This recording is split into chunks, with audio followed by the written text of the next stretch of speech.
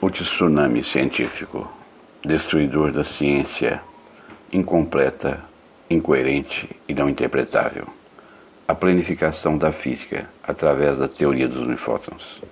Amiga, amigo, eu sou José Roberto de Rezende, autor da teoria dos unifótons.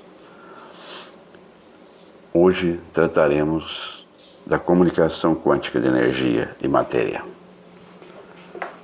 Mudança radical de forma de pensar não é fácil. A energia era vista como contínua, como não formada por pacotes. A quantização da energia foi postulada por Planck, que sofreu na concepção dessa ideia, pois na sua visão e na dos físicos de sua época, a energia era vista como contínua. Desse parto dolorido nasceu a teoria quântica, que desconstruiu a visão anterior, não só sobre a energia, mas também sobre a matéria, pois não existe energia sem a matéria. Houve uma mudança radical sobre os fundamentos da física. A quantização da energia é da teoria quântica postulado, mas é da teoria dos unifótons consequência de seus princípios. Como, a partir da teoria dos unifótons, podemos derivar o princípio da quantização da energia? Na teoria dos unifótons, as ENBAs, estruturas materiais básicas, são arredondadas e formadas por camadas de unifótons, os constituintes, em última instância, de qualquer porção de matéria.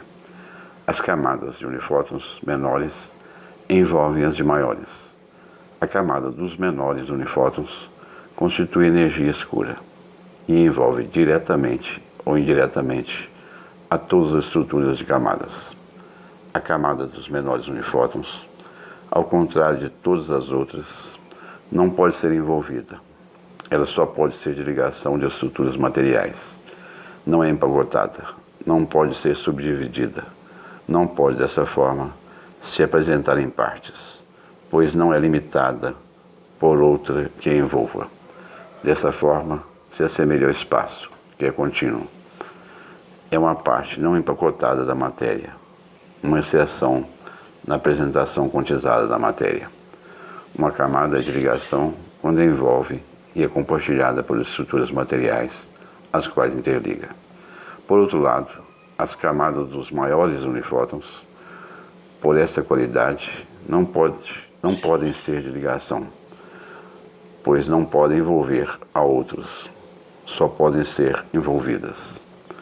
O número de camadas de estruturas materiais pode alterar de duas maneiras, as quais passo a descrever. Uma ENBA perde camada quando se aproxima de outra, em tal medida que a camada de ligação entre elas deixa de existir. Todos os unifótons dela escapam dessa região, e então as camadas mais externas das ENBAs que se aproximaram deixam de ser exclusivas dessas e se tornam uma que passa a ser compartilhada por elas, e de ligação delas ocorre uma junção de camadas. Dessa forma, cada ENBA perde sua camada mais externa.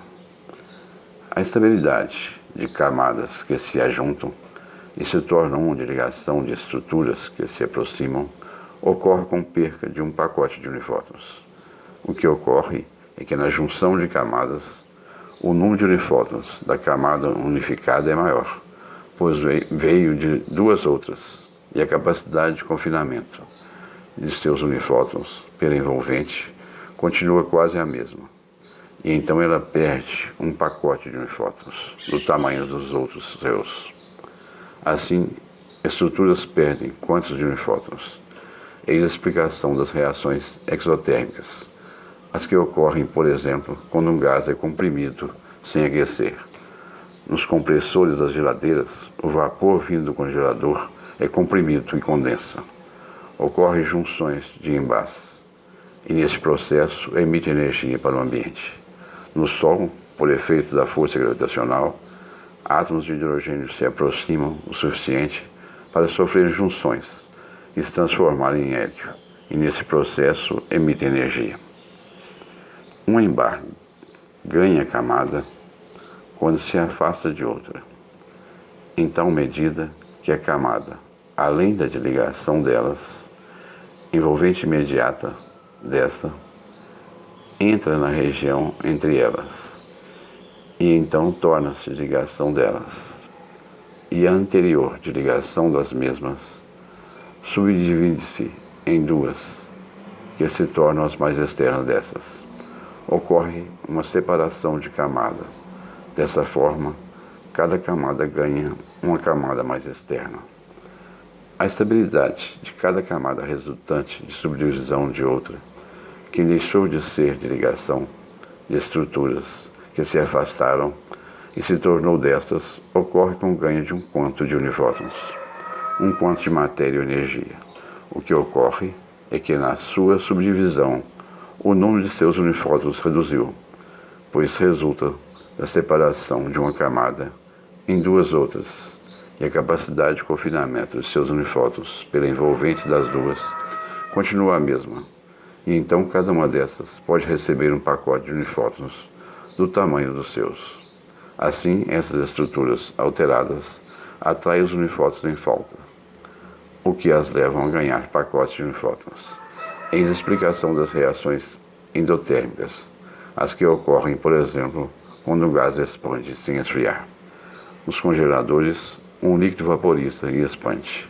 Ocorre separação de envase, e nesse processo, o material ao evaporar e expandir absorve energia do interior das geladeiras, o que as esfria.